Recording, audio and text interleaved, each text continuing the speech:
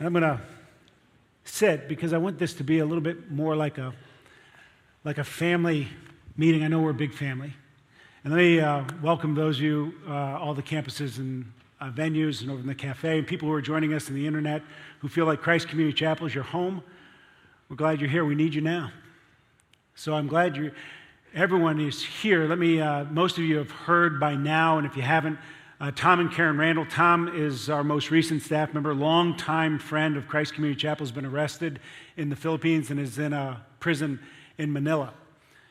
And what I want to do right now is kind of take some time to walk through quickly kind of how he got there, and then really more of what God has been doing while he's there, because I want you to hear this. Tom Randall is like a brother to me. He has, you guys know him from his speaking, and you love him from his speaking. I have had the privilege of getting to know him as a close friend, and I know how he lives, I know how he prays, I know how he thinks, and I know how he loves. And, he spent 15 years or 17 years in the Philippines as a missionary and then came home because of health issues. And then he spent the last 13 years as the chaplain for the PGA Champions Tour. And then when he retired from that, it was like a dream come true for me that he decided to come here and live with us and join us here in Hudson. So it's wonderful. We have sat through his stories and listened to how God has used them, but they're always stories that have already come to an end because Tom's telling them. And here we're caught up in the middle of one of Tom's stories. And in some ways, that means that this week has been a really wonderful week, and it's been a terribly difficult week.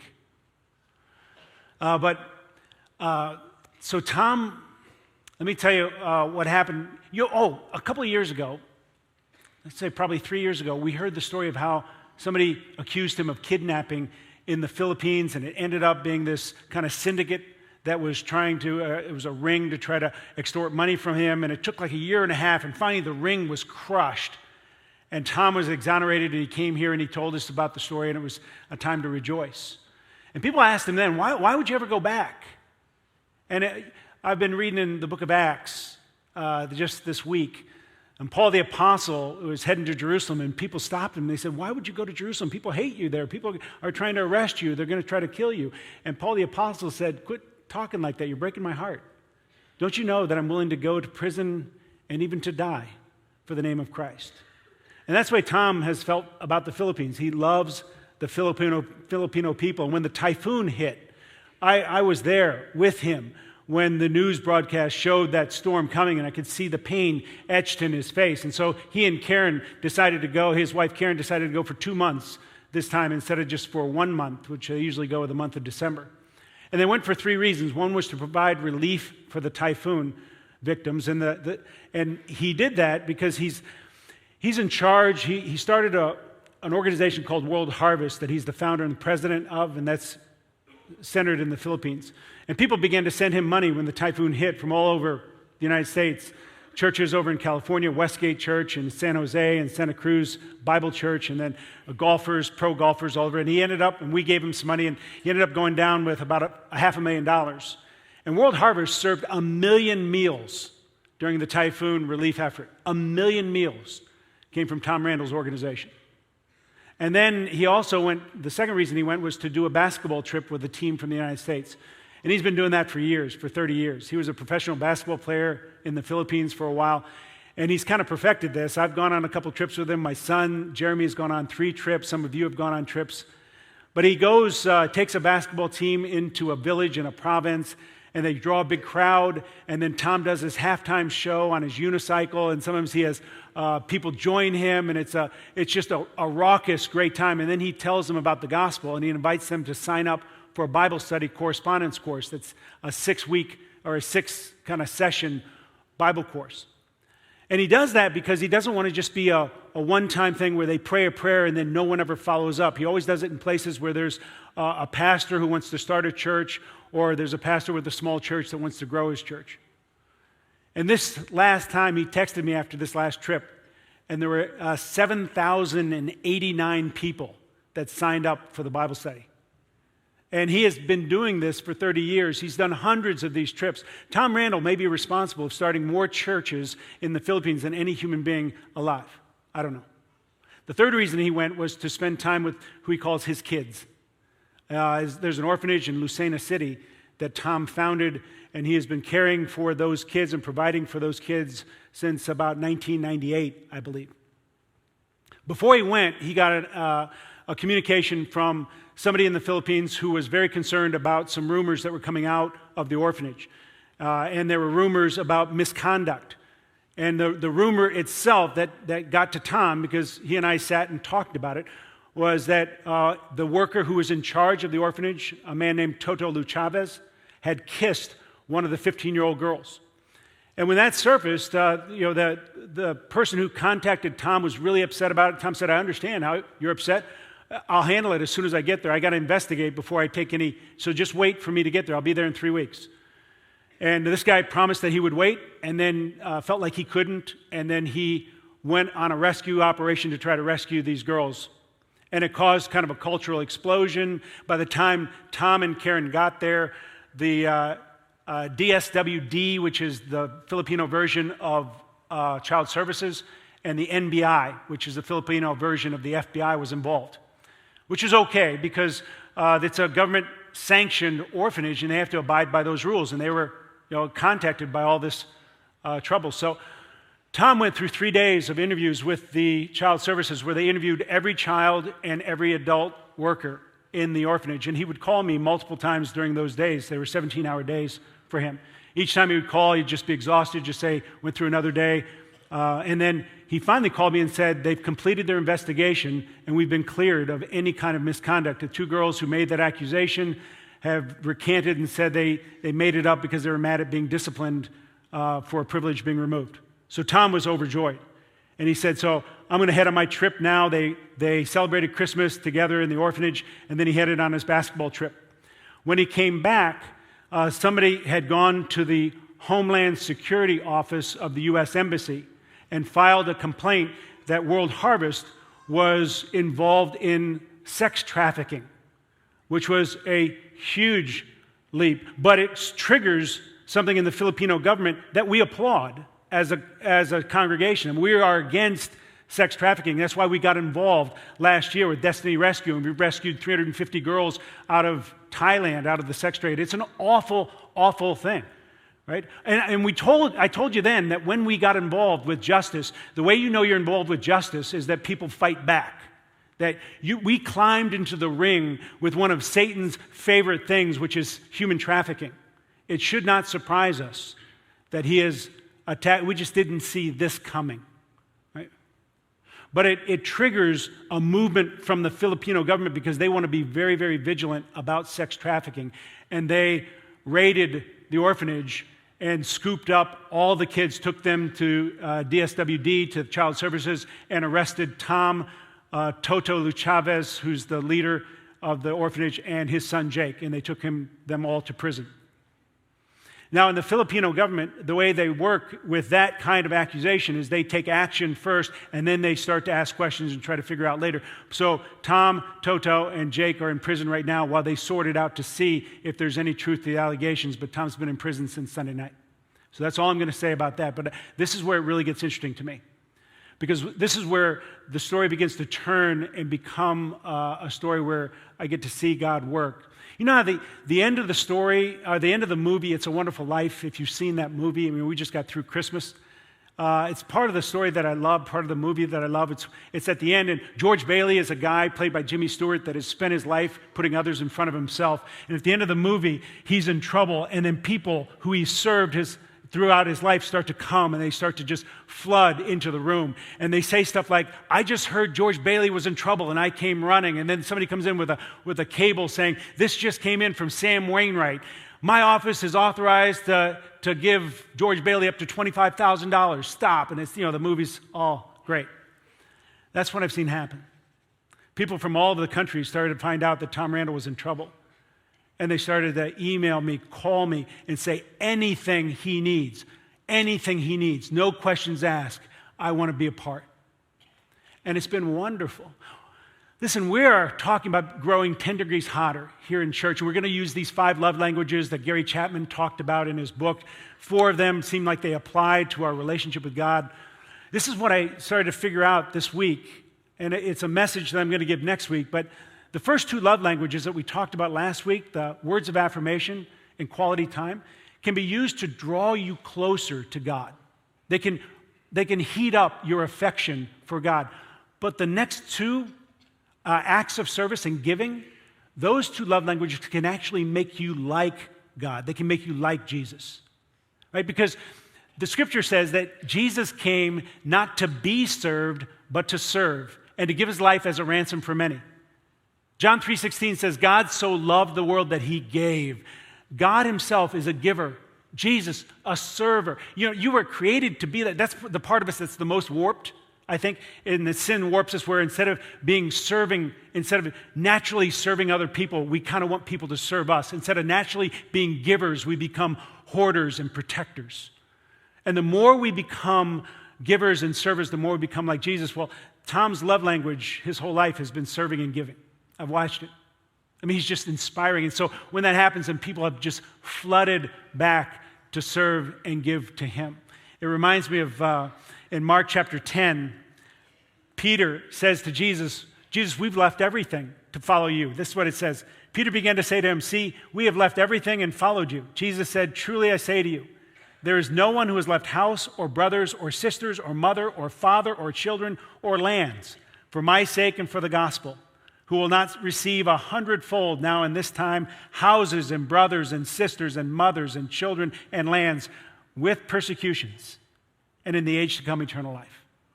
So that's what I've seen happen as Tom's, and I've talked to congressmen. By the way, our congressman, Joyce, Representative Tina Rogner from Ohio, to our representative to Ohio, have been wonderful. Rob Portman's office has been great. So we've been doing all that. But then what I've watched is how God goes before. Listen, I want you to know this. If you are a follower of Jesus, God is working in your life ahead of you, where you're going. You're not there yet. You have no idea what he's doing, but he's doing something to be there when you get there. And let me tell you why I say that. There's a guy in the Philippines named Hayden. And Hayden, he's a really famous guy in the Philippines. He began as a plastic surgeon, then he turned into a supermodel, and then a movie star. All right? How about that for a career track? But he's really, really famous. He's like the Tom Cruise of the Philippines, and he had just this fall from grace and this catastrophic things that happened to him. And he ended up in a Ravi Zacharias meeting in the Philippines. Ravi Zacharias is an evangelist and apologist for the Christian faith. Amazing guy. But Ravi leads this guy, Hayden, to Christ in the Philippines. Ravi has a relationship with a guy in our church named Sanj Kalra. And Sanj has connected with Ravi. And so Ravi calls Sanj and he says, I have a guy in the Philippines I want you to disciple. His name's Hayden.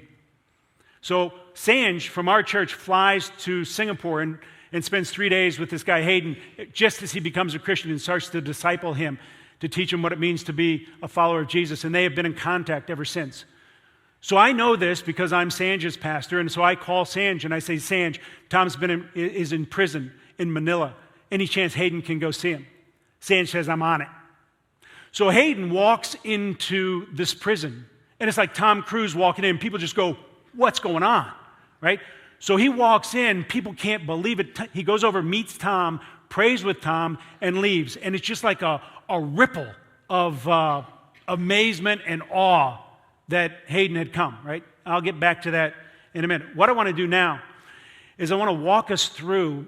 I've been able to be in contact with Tom, and so he and I have walked through with text messages, and I want to walk you through and just show you how God is working through Tom and what's going on, and I want to kind of show it to you blow by blow. This happened right before he's arrested. This is 13 hours before he texts me and says, I continue to see God's incredible hand in so many things I must have missed before. It's beyond my ability to comprehend all of him. Love you, Tomas. 13 hours later, arrested and handcuffed, 6 a.m. Manila time. Please pray, Tomas. Still in custody. They tell me we were on TV. Will hold me at least 36 hours. Okay, I text him back, let me know. We're all praying. Talk to Steve Clifford. He's the pastor out at Westgate Chapel out in San Jose and has been a good friend of Tom's. And he's praying and having his people pray. Anything we can do for Karen, is it U.S. custody or Filipino? He says, I have a urinary infection and cold cement floor. Reminds me of your bus ride in Bolivia. I can make it through the night. Philippians 4, Tomas. I said, I'm praying and a ton of others. Talked to Steve last night. Let us know if you need anything we can give. This will give you something to talk to Paul the Apostle about when you get to glory. He said, Homeland Security agents here for questioning in 1 hour. Hope to give whole story and get things turned around. Ironic, it was U.S. that's the problem. I said, praying. Okay, he says, my health is a worry. Urine infection, chest infection, and then beat up a little. Sorry to complain, not Twisted Blue Steel anymore. That's an inside joke. He calls himself Twisted Blue Steel because he told me early on in our relationship that blue steel is the hardest kind of steel, and he would kind of punch me and say, I'm still blue steel, I'm just a little twisted, right? Because he's kind of broken up. So I wrote him back and I said, just a little more twisted. Someone started a free Tom Randall Facebook page, has 4,000 likes so far. Everyone praying and loving you from a distance. Don't you die on me. And then he says, prayed with a few cellmates today, hoping to start a Bible study tomorrow. Pray for Karen. She lost it when she saw me in the cell today with conditions. I feel so for her, but worse for awful news reports that I am trafficking kids, dragging gospel through mud. I love my Jesus. I said, I know, God will redeem his name. And then back and forth, we couldn't get each other. Then he said, I'm still alive. I only get my phone for unexpected short periods. And he said, awesome free Tom idea. Thanks. Do I know 4,000 people? Let's text. I got a few more minutes. All right. Then he says, it's 1:15 a.m. I'm guarding my space and stuff till things settle down. Had more guys integrate into our cell. We're now at 40. Then he calls me. And he's, it's muffled and he's in a corner and he said there were 29 people in his cell. There's one toilet and one spigot. 29 people in his cell on a cement floor. And he said, he was saying they were crowded then. Then he calls me and he says, they just let in 7 or 8 more guys. I think they're drug dealers. There's a big riot starting for turf. There's kind of a turf war going on. And then he says, Joe, I got to get out of here. I'm not going to survive. And then the phone goes dead. And then he was out of contact for a while. When he got back in, I'm saying, are you there? Are you okay? Are you there? Are you okay? And then I say, are you doing okay? Can we get you anything? And he gets back on and he says, a root beer float would be nice. Then he said, could you ask Sanj for Hayden to visit me again at the NBI detention center? I said, sure, will do. Then he says, knowing the prayers are coming gives me courage and hope. There are long spells of boredom punctuated by short episodes of terror. Glad I come from Detroit. I said, wow, I bet. I'm praying you get some sleep, but with one eye open. Is Toto with you? And he says he won't let me out of his sight. I'll watch his back while he catches the nap. Then I'll sleep next. I said, good, I'm glad. That makes me feel better. He said, got to go, love to all. All right. Then there's silence. And in the middle of the night, I'll get a text and he'll just say, are you there, Joe? And I said, yeah, I'm here. How are you doing? He said, sicker this morning. Been in Manila too long. No air conditioning to filter pollution. He came home because he had toxic poisoning from the pollution of Manila. That impacts different people in different ways. And for him, it compromised his immune system. And so breathing the air that he's breathing is actually poisoning his system.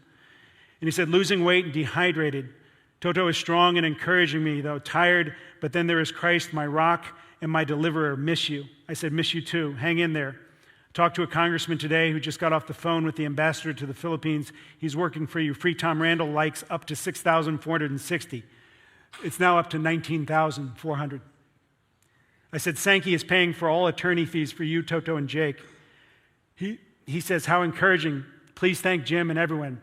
My fingers and toes keep cramping. Want to get stronger before Karen gets here to visit. Hard to fool her, and she worries about me. Take care of her. Now, when he said take care of her, I felt like he was starting to sign off. Like he was saying to me, listen, one of the reasons we moved to Hudson was so that, he doesn't expect to live longer than Karen. So he's putting her in my hands and saying, you take care of her. And so I wrote him back and I said, I will. You stay strong. Do not die. We're going to get you out of there. Can you get to the infirmary again? Because I thought he was in the infirmary. He said, never was in the infirmary. But my godson, Argeel, came and gave me pills for my elevated blood pressure that got stolen when I fell asleep 2 nights ago. All right, let me tell you about Argeel. I met Argeel, maybe 20 years ago. Argeel is the son of a guy named Kiko Ramirez. Kiko Ramirez is a boatman in Paxahana Falls. And he's a tough, strong-looking guy, blue-collar, gnarled fingers, gnarled toes, has 3 kids. Tom led him to Christ and became the godfather for his 3 children. One of them was Argeel. Argeel was a really good student and would come to Tom with his report card. They called Tom Kuya Tom, which is in the Tagalog, it means Uncle Tom. And he would give Kuya Tom his report card, and Tom would give him kind of money rewards for having a good report card. And then he realized that Argeel was getting all A's all the time. So he told Argeel, when he was just a little boy, Argeel, until you get a B, I will pay for your education as your godfather, right? So he paid for him to go through all of elementary school, where you only have to pay for uniforms and stuff. Then he paid for him all through high school, which you have to pay a little bit more. Then he paid for him through all 4 years of college. When he got out of college, he said, Argeel, what are you going to do now? And he said, Kuya Tom, I want to go to medical school. And Tom was going, okay. Argeel ended up getting an academic scholarship to medical school. Tom and Karen paid for his room and board. Okay, Argeel, this is the way God works. Argeel is now a surgical resident in the hospital on the same block as the detention center. So Argeel walks out of his hospital, walks down the street, and walks right into the detention center to see Tom. That's the way God works. All right. Then Tom says this. I just realized I'm whining about my health too much. Must focus elsewhere. I said, do you need more medicine? He said, I need more faith. I said, we're having the church pray for you Saturday and Sunday at the services. Steve is doing the same. He said, thanks, I'll get the big engine going one more race.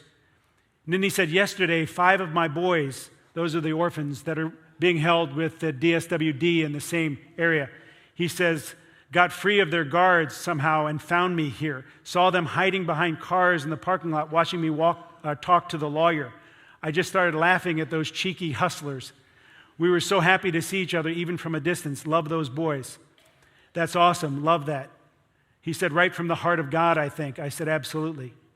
He said, use the prayer time to cover lots of things for the kingdom work while they're in the mood to pray. Tell them I'm honored for their time. If I get out of here alive, I will tell great things God has done. I said, we're all counting on that. We will pack the house. And then I said, Tom, I need you to list some people of influence who will vouch for your character, because that's what I was getting from the lawyers there. Then it went dark for about 8 hours, because he gets his phone from time to time.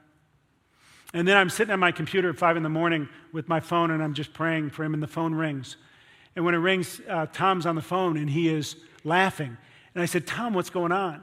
And he said, Joe, you won't believe this. Hayden came back to visit me. And this time he brought food for me, and he brought some clothes and the blankets. And all the guards and the prisoners realized that Hayden is treating me like this, so his celebrity status has rubbed off on me. And he said, now all my status in this cell has completely changed.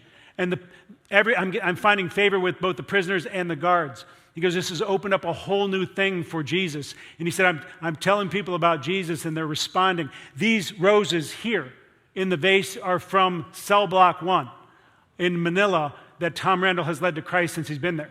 All right? So he's telling me all this. Then he says, listen, when you're in this detention center, you have to have people bring you food. He had somebody bring him Kentucky Fried Chicken for everybody in the cell block, right?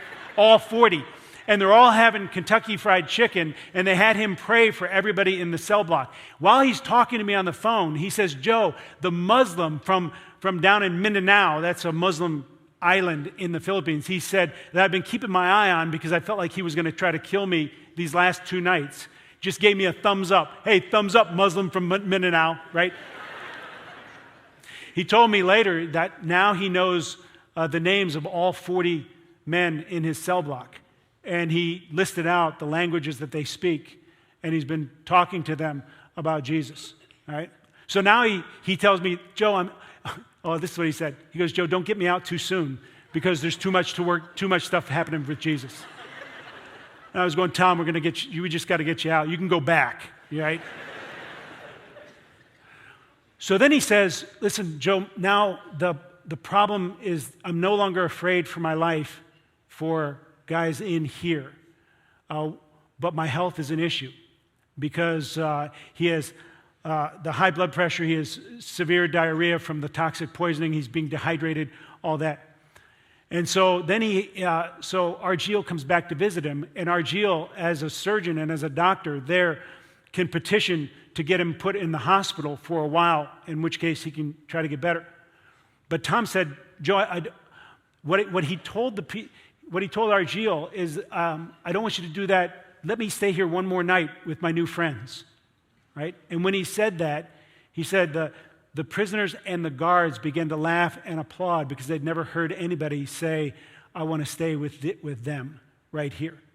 So Argyle was able, because Tom had found favor with the guards, Argyle was able to bring in IVs, and they set up IVs, and they gave him 4 bottles that night to stop his dehydration. So he started to feel better. All right. Now, what I want to do is I'm going to stop there, and I'm going to read you a psalm that Tom sent me. And I want you to know that Tom is, he's kind of going through highs and lows. I mean, that was a time where he was just pumped, and it's great to hear him laugh, and it's great to hear him tell stories. Oh, and Hayden brought in a bunch of Bibles in Tagalog. That's the language of the Philippines. And he signed them all, so those are going. This morning when he was texting me, he said, I just had an Iranian come and get a Bible and say he wanted to talk to me. He said, Joe, if I lead him to Christ, it could turn this whole place sideways because there are other Muslims there. And if you lead a Muslim to Christ, it could get kind of wild. But he just said, guys are taking these Bibles. I had Hayden write out his testimony in Tagalog and in English, and I'm passing those out to people here in this cell, and also having guards take his testimony to the cell, to the detention area for women that's just down the way. So Tom is doing, it's unbelievable. And then he'll go through times where he just says, Joe, I am so lonely, and it's hard. And today we were texting back and forth about the story of Joseph. And we were saying, he was saying, Joseph went 2 years where he thought he was going to get out because he told the cupbearer, you tell the Pharaoh that I'm in here and it's unjust. And it took 2 years, and he said it must have been terribly difficult for him. And I said, yeah, hang in there. Hopefully it won't take that long. But I said, then God did stuff that was unimaginable for Joseph. And then I texted, are you ready to become vice president of the Philippines? Right? Because that's what happened to Joseph. And Tom texted me back, and he said, maybe just club champion for Hudson Country Club, right? And I said, I'll settle for that. Listen, let me read, I'm going to read the psalm that Tom sent me, and I just want you to feel what this feels like to be in prison like Tom is in prison, and to read this psalm and feel like God gave you this psalm. This is what it says. Be merciful to me, O God, be merciful to me. For in you my soul takes refuge. In the shadow of your wings I will take refuge till the storms of destruction pass by. I cry out to God Most High, to God who fulfills his purpose for me. He will send from heaven and save me. He will put to shame him who tramples on me. God will send out his steadfast love and his faithfulness. My soul is in the midst of lions. I lie down amid fiery beasts. The children of man, whose teeth are spears and arrows, whose tongues are sharp swords. Be exalted, O God, above the heavens. Let your glory be over all the earth. They set a net for my steps. My soul was bowed down. They dug a pit in my way, but they have fallen into it themselves. My heart is steadfast, O God, my heart is steadfast. I will sing and make melody. Awake, my glory. Awake, O harp and lyre. I will awake the dawn. I will give thanks to you, O God, among the peoples. I will sing praises to you among the nations. For your steadfast love is great to the heavens. Your faithfulness to the clouds. Be exalted, O God, above the heavens. Let your glory be over all the earth. Okay. Now I'm going to ask you to just bow your heads, and I want to pray for Tom and Karen right now in this whole situation. And I'm going to just ask you to pray. I'm going to go through different things that Tom has asked us to pray for. All right? First of all, pray this. Pray that God would be glorified through all this. Just pray. Would you bow your heads? Pray that right now.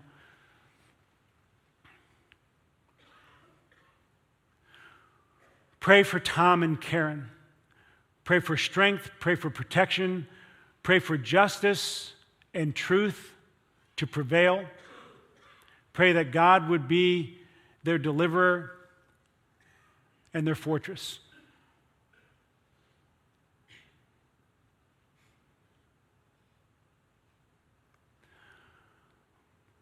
Pray that Tom would be able to go to the hospital today. That's his prayer.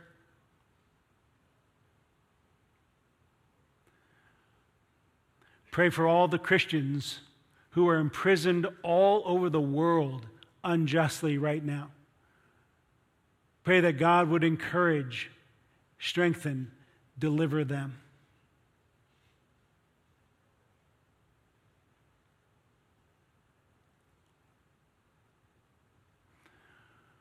Pray that whatever happens to each one of us or wherever we land, we would do what Tom is doing and continue to serve God for His glory.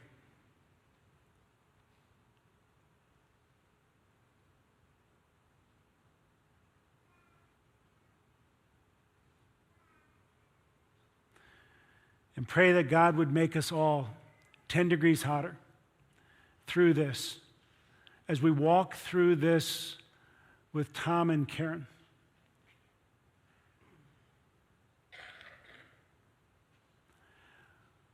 Lord God, you have heard our prayers, and we pray that you would answer them. You are our God. You are our deliverer. More than anything, we want you to be glorified and your name to be lifted up through life or through death. We put Tom and Karen in the palm of your hand. Please assure them of our love for them and your love for them. Thanks for your grace through your Son, Jesus. And we pray this in His name. Amen. All right, I'm going to end by telling you one more thing. I was talking to a reporter Friday, and he asked a question right at the end. It was a good question. He said, will this impact Tom's faith? And I said, are you asking me, will this shake his faith? And he said, yeah. And I thought for a minute, I thought, in all the communication I've had with Tom, in all the text messages, and they are scads. Not once, not a single time has Tom said, I don't know what God's doing. His thing with Joseph this morning, he said, Joe, it took 2 years for Joseph. Don't get your hopes up. This is in God's timing. God will deliver me when He delivers me. Well, what I told the reporter is said, no, this won't shake his faith. Because this is going to end one of two ways for him. One, he's going to die. That's one possibility. And if Tom Randall dies, he will enter into glory, and he will go to Jesus and say, what a life. What a life you gave me. Who would have ever thought that a poor kid from Detroit could live the kind of life that you allowed me to live, go the kind of places you allowed me to go, work in the way that you allowed me to work, and do things that you allowed me to do? Thank you. And he will enter into glory as the most thankful person in all of heaven. The other possibility is that he'll be released. If he's released, then this becomes one story in a catalog of stories in Tom Randall's life where God has worked in amazing ways in and with and through him. And we'll get to participate and hear that story. And then when I got home, I thought to myself, you know what I told that reporter? What I told him was this. Will Tom Randall's faith be shaken by this? No, because for Tom Randall to live as Christ and to die as gain. Now I know that something this heinous and these kinds of things that are swirling around. There's going to be all kinds of stuff. And there are all kinds of things that people are going to believe or not believe about Tom Randall. And we are his family. We are his church family. And I, for one, am going to stick by him wherever this leads, because I believe in what God is doing in and with and through Tom, what he's done in the past, what he's doing now, and what he'll do in the future.